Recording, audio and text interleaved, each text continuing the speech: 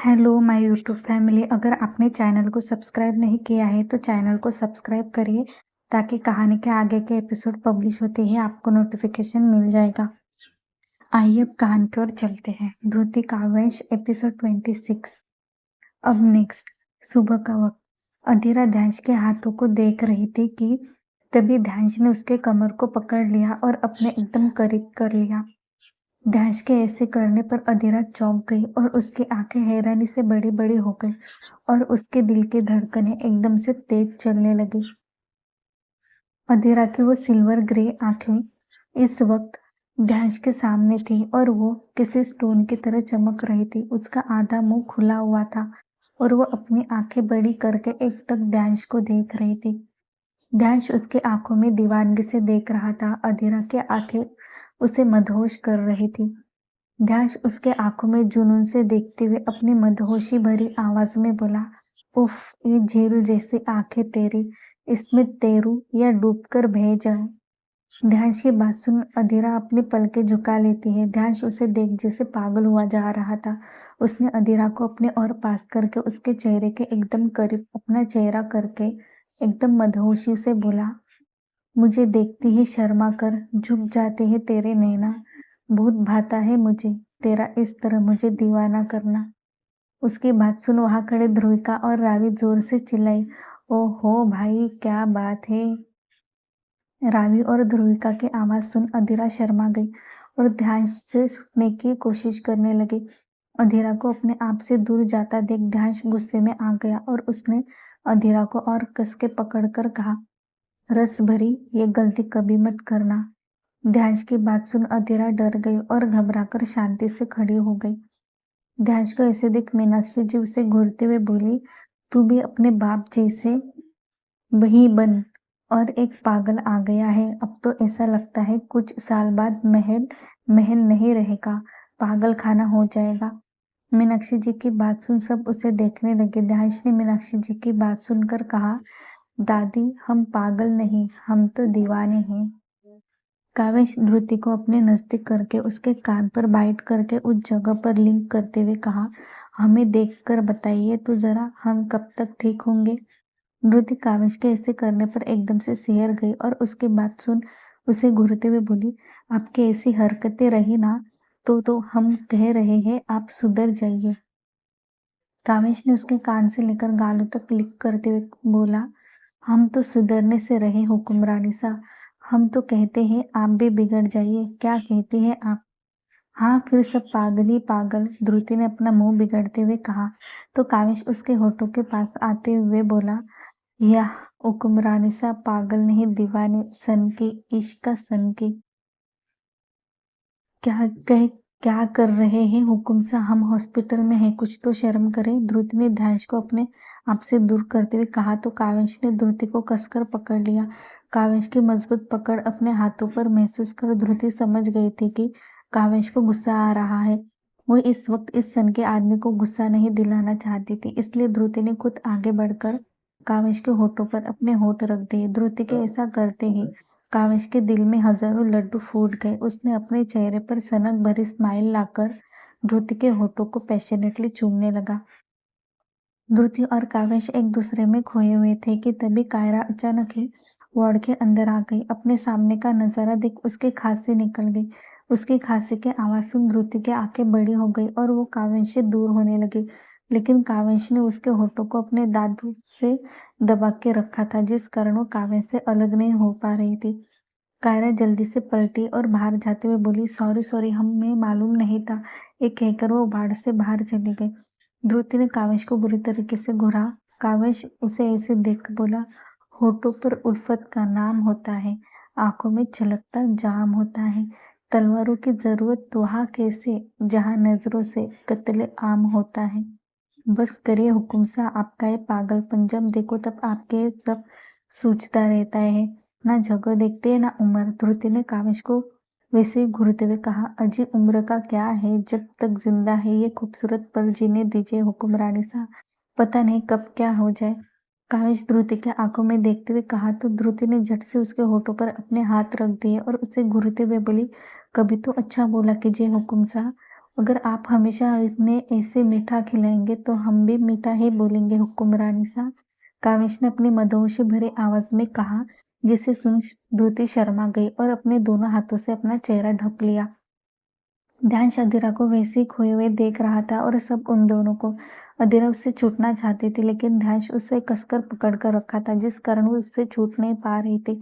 उसे ऐसे देख मीनाक्षी ने ध्यान को घूरते हुए कहा, ध्यान छोड़ उसे, ये महल नहीं हॉस्पिटल है, हम सब है यहाँ पर, कुछ तो शर्म करो। ध्यान ने मीनाक्षी जी की बात सुन वैसे ही खोए हुए कहा, छोड़ने के लिए थोड़ी पकड़ा है उसे दादी। जैसलमेर आरव अपने कमरे में बालकनी में लेटकर चांद को देख रहा था। उसके चेहरे पर हल्के मुस्कुराहट थी। उसने ध्रुविका को याद करते हुए चांद को देख रहा था।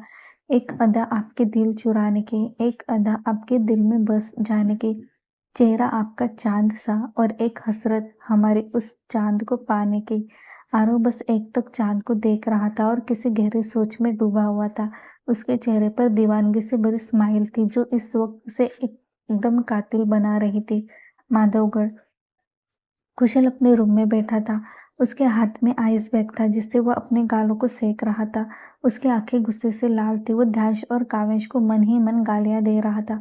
तभी उसके फोन पर किसी अननोन नंबर से फोन आया। कुशल ने फोन उठाकर अपने कान पर लगा दिया। वहां से उसे कुछ कहा गया जिसे सुन उसने ओके कहा और फिर रख दिया।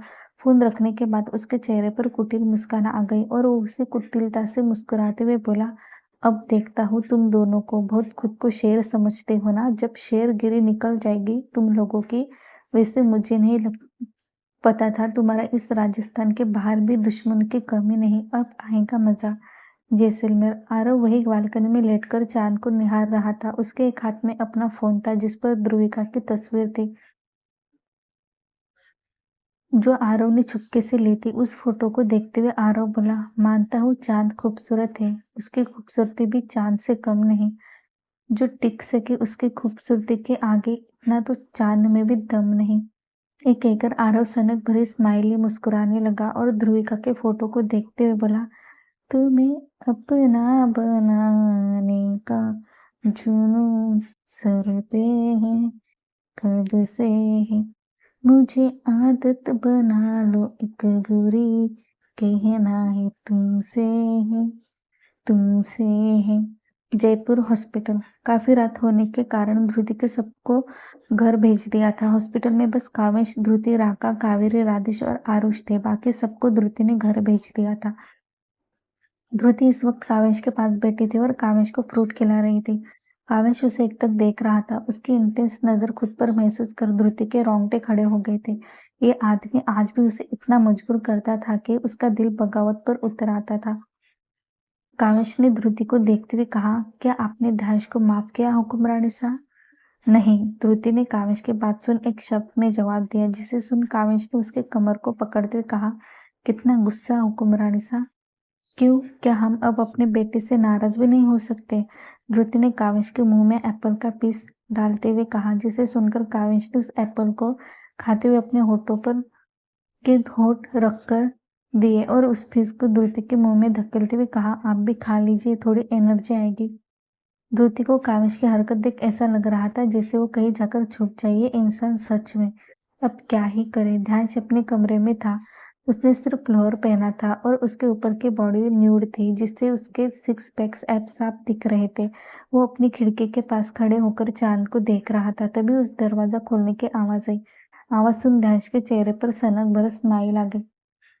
दिल इबादत कर रहा है, धड़कने मेरी सुन, तुझको मैं कर लूं हासिल, लगी है यही धुन। अधीरा घबराते हुए कमरे के अंदर आ गई। उसे ध्यान के सामने जाने में बहुत घबराहट हो रही थी। उसने अपने हाथों को मसलते हुए दरवाजे के पास खड़ी हो गई। ध्यान ने उसे देखे बिना ही अपनी मधुश करने वाली आवाज में कहा, रस भरी। ध्यान की आवाज सुन अधीरा के रोंगटे खड़े हो गए। उसका दिल तेजी से धड़कने लगा। ध्यान उसकी तरफ पलट गया और अपने कदम अधीरा की ओर बढ़ाने लगा। दिल इबादत कर रहा है, धड़कने मेरी सुन, तुझको मैं कर लूं हासिल, लगी है यही धुन। ध्यान को अपनी तरफ आता देख अधीरा के पीछे और जाने लगी। घबराहट के कारण अधीरा के चेहरे पर पसीना आ रहा था। ध्यान उसे अपनी दीवानगी से भरी हरी आंखों से प्यार से देख रहा था। अधीरा अपनी पलकें झुकाकर अपनी बढ़ती धड़कनों को काबू में करने की कोशिश कर रही थी। चाहे कुछ ना कहना, भले चुप तू रहना, मुझे है पता तेरे प्यार का खामोश चेहरा, आँखों पे पहरा, खुद है गवाह तेरे प्यार का। ध्यान अपनी दीवानगी आंखों से बस अधीरा को देख रहा था, जो इस वक्त डरी सहमी सी खड़ी थी। उसकी नजर अभी भी झुकी हुई थी, जो उसे और खूबसूरत लग रही थी। ध्यान उसके पास जाकर खड़ा हो गया और उसके चारों ओर अपने बाहों का घेरा बनाकर दरवाजे पर हाथ रखकर खड़ा हो गया। ध्यान को अपने इतने पास देख कर अधीरा एकदम से दीवार से सटकर खड़ी हो गई। उसकी घबराहट उसके चेहरे पर साफ नजर आ रही थी। ध्यान ने थोड़ा झुककर उसके चेहरे पर हल्के हल्के फूंक मारने लगा।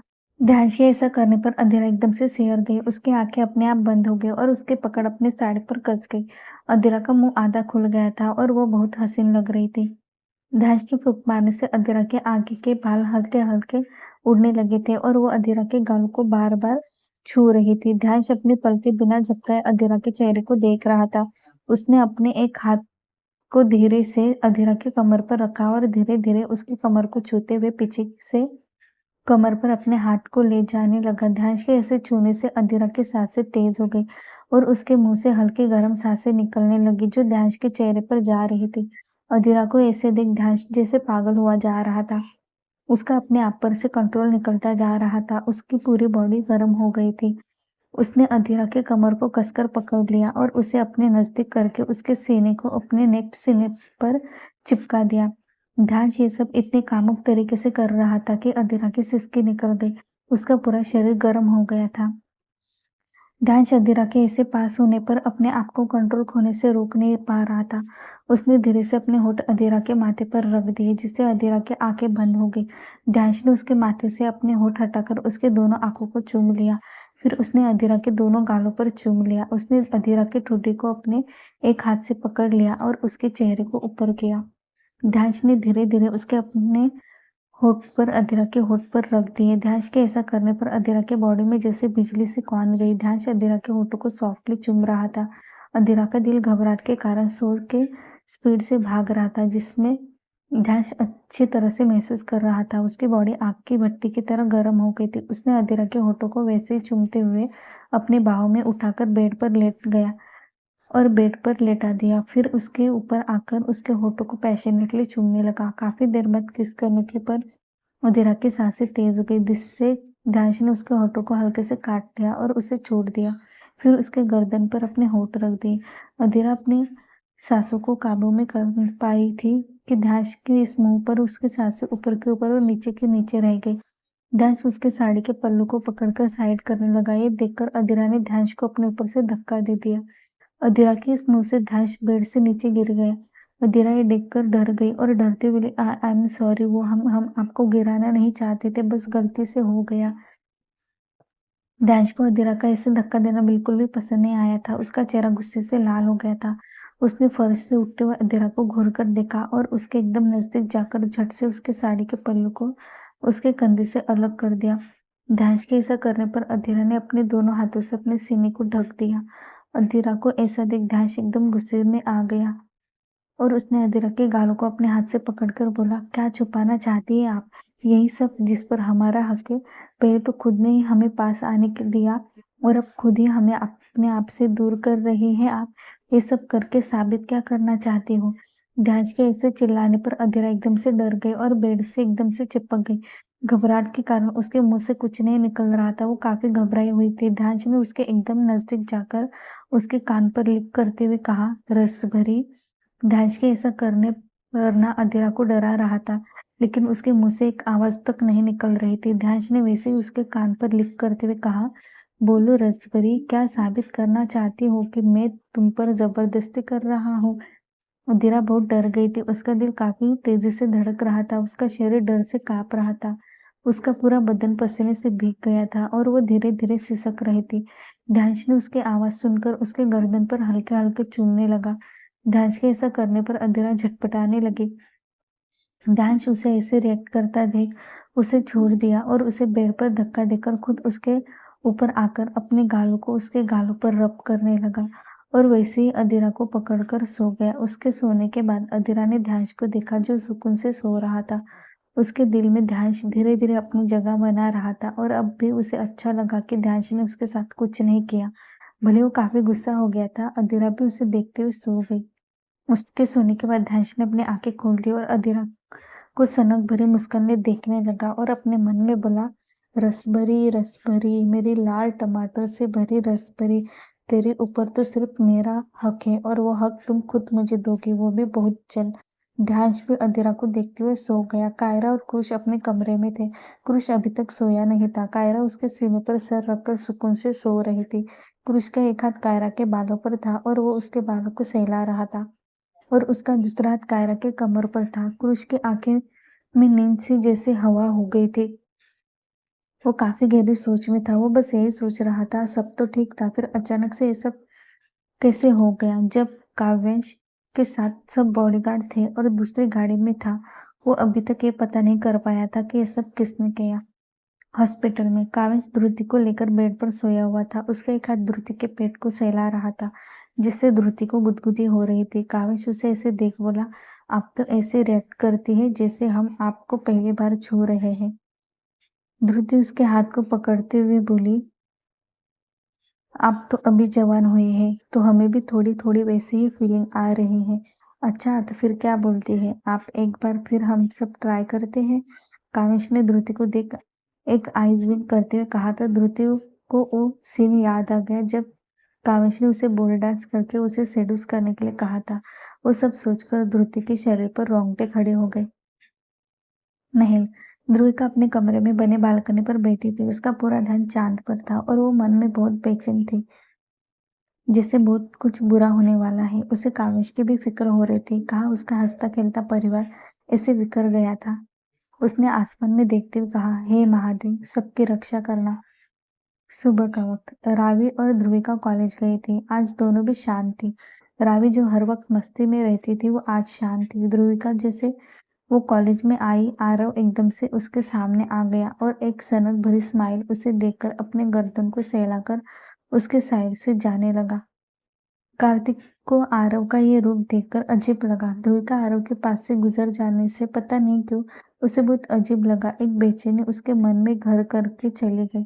उसे बहुत बुरी फीलिंग आ रही थी। आरव उसे देखते हुए बोला, तुम्हें अपना बनाने का जुनून सर पे है, कब से है। आरव ये कहकर ध्रुविका को देखने लगा। ध्रुविका राव का हाथ पकड़कर तेज कदम लेते हुए क्लासरूम में चले गए। उसके जाते कार्तिक ने आरव को देखकर कहा, ये सब क्या है आरव, तुम क्या करने की कोशिश कर रहे हो।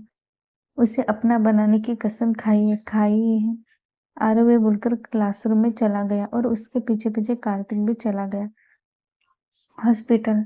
ध्रुति कामेश के पास बैठी थी और उसे घूरे जा रहे थे। कामेश उसे देखकर स्माइल दिए जा रहा था। ध्रुति ने उसे घूरते हुए कामेश से कहा, हुकुम सा, अगर आपने ये सब बातें करना बंद नहीं करी ना तो देख लीजिए आप। कामेश ध्रुति को देखकर बोला, अब हमारी एक इच्छा भी आप पूरी नहीं कर सकते हुक्मरानी साहब। हाँ हाँ, क्यों नहीं करेंगे ना, पहले आप जो टूटे फूटे हो वो तो सही हो जाए, फिर हम नहीं आप हमारे लिए बोल डांस करेंगे। कैसा रहेगा ये, बड़ा मजा आएगा, आपको ऐसे नाचते दे। ये कहकर ध्रुति हंसने लगी। अच्छा, तो अब आप हमारे टूटे फूटे शरीर को देखकर हमारे मजे ले रही है। भूलिए मत, घायल शरीर और खतरनाक होता है। कामेश ने ध्रुति के कमर पर हाथ रखते हुए कहा तो ध्रुति ने उसे देखकर अपना हाथ उसके गालों पर चलाने लगी और वही हाथ धीरे धीरे उसके होठों पर लेकर गर्दन पर फिराने लगी। फिर कामेश के एकदम नजदीक जाकर अपनी हुस्की वॉइस में धीरे से बोली, हुकुम सा, आपको ऐसे देख हमारे दिल में हलचल हो रही है। ध्रुति को ऐसा करता देख कामेश ने अपना थूक गटकते हुए ध्रुति से कहा, अगर आप अभी नहीं रुके ना हुक्मरानी साहब, फिर आपकी हाँ ये सब यही निकल जाएगी। कामेश की बात सुन ध्रुति इधर उधर देखने लगी और धीरे से बोली, बेशर्म कह के कुछ भी बोलते हैं। कामेश ने ध्रुति को देखा और धीरे से कामुक तरीके से ध्रुति के कमर को दबाने लगा। कामेश को ऐसे करता देख ध्रुति की सांसें एकदम से भारी हो गई और उसने कामेश को देखते हुए कहा, क्या कर रहे हैं आप हुकुम सा। कामेश ने कहा, अब आपने आग लगानी शुरू ही की है, हमारे प्यास बुझाने के लिए भी तैयार रहिए आप। महल। अधीरा की जब आंखें खुली तो उसने देखा ध्यांश उसके ऊपर अपने हाथ पैर रखकर सो रहा था। अधीरा ने उसे देखा और उसके माथे पर अपने होठ रखकर जल्दी से साइड हो गई और अपने मन में बोली, हे महादेव, हमें नहीं पता ये अच्छा है या बुरे, लेकिन पता है नहीं क्यों इनके पास हमें बहुत सेफ फील होता है। ये कहकर अधीरा ने धीरे से ध्यांश के हाथ और पैर अपने ऊपर से हटा दिए और एक नजर ध्यांश को वहां से देखकर सीधा बाथरूम में चली गई। उसके जाने के बाद ध्यांश ने अपनी आंखें खोल दी और बाथरूम के दरवाजे को देखकर बोला, तेरे इश्क ने साथिया मेरा हाल क्या कर दिया, धीरे धीरे मेरे इश्क में मैंने तुझे गिरने दिया। ये कहकर ध्यांश सनक भरी स्माइल लिए सीलिंग को देखने लगा। शिमला। तन्वी हॉल में बैठकर कुछ सोच रही थी। उसके हाथ में फ्रूट से भरी प्लेट थी। उसके पास रोमी की पत्नी करीना बैठी थी जो तन्वी को फ्रूट कट करके दे रही थी। तन्वी उसे देखकर बोली, क्या अपडेट है राजस्थान की?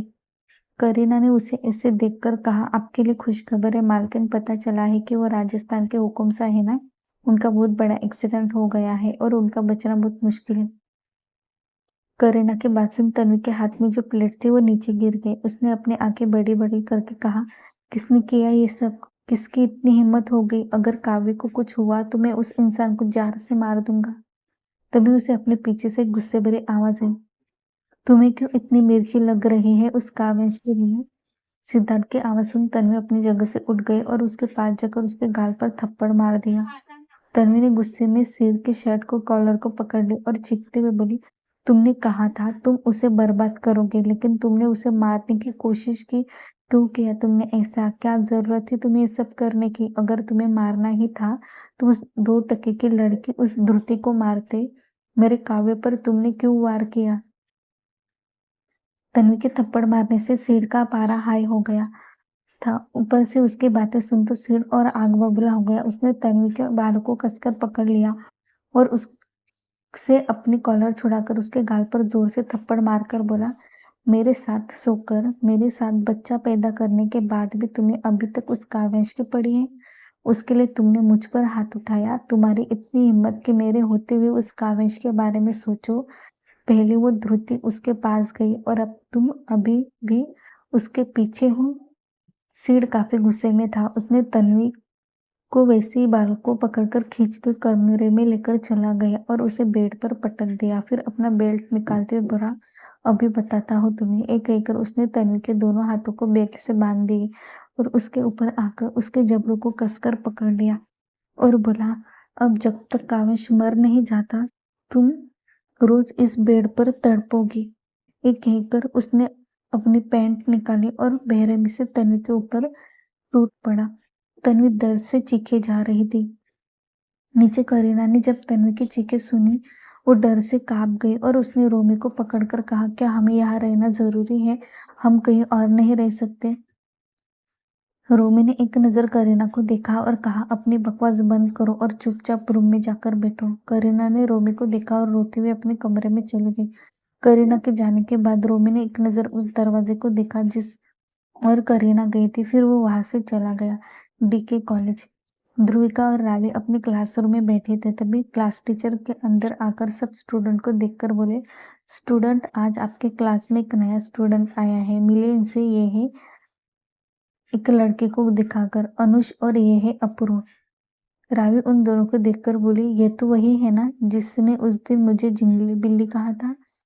ध्रुविका उन दोनों को ध्यान से देख रही थी। उसे ऐसा लग रहा था जैसे उसने इन दोनों को कहीं पर देखा है। ध्रुविका को अपने आप को देखता पाकर अपूर्व और अनुष दोनों ने उसे प्यारी से स्माइल दी, जिसे देखकर रावी बोली, क्या ये दोनों आप पर चांस मार रहे हैं? ध्रुविका ने रावी से कुछ नहीं कहा। वो बस सोच रही थी कि ये दोनों कौन है। अपूर्व और अनुष ध्रुविका के साइड वाले बेंच पर जाकर बैठ गए। ध्रुविका ने जब ये देखा तो उसने उन दोनों को इग्नोर कर दिया और अपनी ध्यान पढ़ाई पर लगा दिया। महल। अधीरा जब बाथरूम से बाहर आई तो उसने देखा ध्यांश कमरे में नहीं है। वो जल्दी से रेडी हुई और नीचे चली गई। उसने जाकर मंदिर में भगवान का आशीर्वाद लिया और सीधा किचन में चली गई। किचन में कायरा सरोन के साथ मिलकर नाश्ता बना रही थी। कायरा को किचन में देख अधीरा समझ गई कि उसे उठने में देर हो गई। अब शायद सब उस पर गुस्सा करेंगे। अधीरा डरते हुए किचन में गई। कायरा ने जब अधीरा को देखा तो उसे प्यारे से स्माइल देकर बोली, आ गई तुम? अधीरा ने अपनी नजरें झुकाकर कहा, सॉरी आंटी, वो थोड़ी देर हो गई। तुम मुझे आंटी क्यों बोल रही हो? मैं तुम्हारे मासी सास हूँ, तो तुम मुझे मासी माँ कहो, जैसे ध्यांश कहता है। अधीरा ने अपनी पलकें उठाकर कायरा को देखा और कहा, जी मासी माँ। ये कहते वक्त उसके चेहरे पर प्यारी सी स्माइल आ गई, जिसे देख कायरा बोली, हंसते हो, बहुत प्यारी लगती हो, हमेशा ऐसे ही खुश रहो। अधीरा ने कायरा की बात सुन अपने आंखों में नमी ली उसे देखने लगी। आज इतने सालों बाद किसी ने उसे प्यार से कहा था कि वो खुश रहे, हंसती रहे। सच में वो ध्यांश का बहुत ज्यादा शुक्रगुजार थी। भले उसने उसके मर्जी के खिलाफ शादी की थी, लेकिन उस एक दुख के पीछे उसने उसे कितनी सारी खुशियां दी थी। कायरा ने उसे देखकर कहा, चलो हम बाहर चलते हैं। लेकिन मासी माँ, ये नाश्ता? अधीरा ने बने हुए नाश्ते को देखकर कहा, वो सब सर्वेंट लेकर आ जाएंगे, चलो तुम। ये कहकर कायरा उसे बाहर लेकर गई। बाहर डाइनिंग हॉल में सब बैठे थे। मीनाक्षी जी ने अधीरा को आते हुए देखा तो अपनी जगह से खड़ी हो गई और उसके पास जाकर उसके सर पर हाथ फेर कर बोली, हमें माफ कर दे बेटा, आप आई हैं और हमें ठीक से बात करने को भी नहीं मिला। अधीरा मीनाक्षी जी की बात सुन एकदम से उसे देखने लगी। राजस्थान की रानी सा उसे माफी मांग रही थी। ये उसके लिए बहुत शर्मिंदगी करने वाली बात थी। अधीरा ने मीनाक्षी जी को देखा और कहा, प्लीज रानी माँ, आप हमसे माफी मांगकर हमें शर्मिंदा मत करें। आप हमसे बड़ी हैं और आप हमसे माफी मांगिए, अच्छा नहीं लगता। अधीरा की बात सुन मीनाक्षी जी ने ध्यांश के सर पर टपले मारकर कहा, इतनी प्यारी बच्ची है और ये महाशय अपनी बाप की तरह इन्हें जबरदस्ती उठाकर लाए। ध्यांश को ऐसे मारने पर अधीरा की हंसी छूट गई। उसे हंसता देख सब हंसने लगे। ध्यांश, जो अधीरा की स्माइल देखकर उस पर फिदा हुआ जा रहा था, वो अपने आंखों में जुनून लिए उसे देख रहा था। ध्यांश वैसे ही खोए हुए अधीरा को देखकर बोला, उनकी मुस्कुराहट भी कमाल कर जाती है। भरी महफिल में ये निगाहें बवाल मचाती है। ध्यांश की बात सुन सबने ध्यांश को देखा और अपनी गर्दन हिला दी। अधीरा ने जब ये देखा तो एकदम से शर्मा गई। उसे शर्माता देख मीनाक्षी जी ने उसे अपने सीने से लगा दिया। ये देख ध्यांश के तन बदन में जैसे आग लग गई हो। उसने नाराजगी से मीनाक्षी जी से कहा, दादी वो मेरी पत्नी है, आप उसे नहीं, दादू को गले लगाइए। ध्यांश की बात सुन मीनाक्षी जी ने उसके कंधे पर मार कर कहा, बहुत जुबान चल रही है तेरी आजकल ध्यान, लगता है तू धृति से पीट कर ही मानेगा। तभी क्रुश कायरा को देखकर बोला, काई जल्दी नाश्ता पैक कर दो, मैं हॉस्पिटल जा रहा हूँ। कायरा ने हाँ में गर्दन हिला दी और सर्वेंट को कहकर खाना पैक करने के लिए कहा और सबको नाश्ता देने लगे। जिसे देख अधीरा बोली, आप बैठ जाइए मासी माँ, हम सर्व करते हैं। कोई बात नहीं बेटा, हम दोनों मिलकर करते हैं, कायरा ने कहा और उसके साथ मिलकर सबको नाश्ता सर्व करने लगे। DK college. ध्रुविका की जब क्लास खत्म हुई तो वो रावी के साथ क्लासरूम से बाहर आ गई। बाहर आरव एक जगह पर खड़ा होकर ध्रुविका को आने का वेट कर रहा था। जब ध्रुविका क्लासरूम से बाहर आई, आरव ने उसे जुनून से देखने लगा। उनके चेहरे पर दीवानगी से भरी स्माइल थी। वो बस एकटक ध्रुविका को देख रहा था। तभी वहां अपूर्व और अनीश आते हुए हैं। अनीश ध्रुविका को देखकर बोला, हाय मिस, क्या आप हमसे दोस्ती करेंगे? ध्रुविका ने उसे घूर कर देखा और कहा, नहीं, हम अजनबियों से बात नहीं करते, कहकर ध्रुविका आगे बढ़ने लगे। आरव ने जब देखा ध्रुविका किसी लड़के से बात कर रही है तो उसे गुस्सा आने लगा।